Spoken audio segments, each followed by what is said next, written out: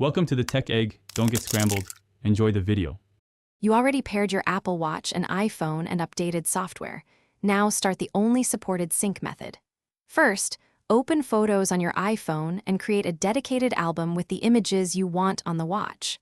Once done, open the Watch app on your iPhone, tap Photos, then choose Synced Album and pick the album you created. Make sure photo syncing is enabled. This tells your iPhone to prepare the images for transfer and keeps everything organized for the next step. Once the album is selected, configure how many images the watch will store and why that matters. Open Watch app Photos, pick a photo limit that fits your watch storage.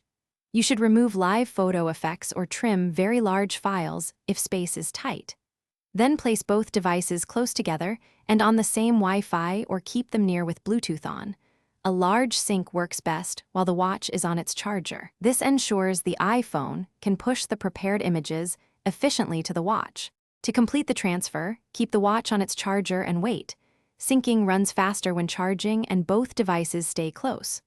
Once finished, open the Photos app on the watch to confirm images arrived. If the sync stalls, make sure Synced Album is still selected, then toggle it off and back on to force a restart of the transfer. If that fails, restart both devices, verify enough free watch storage, and try again. That single troubleshooting step resolves most problems quickly. Thanks for watching. Consider subscribing if I helped unscramble your problems.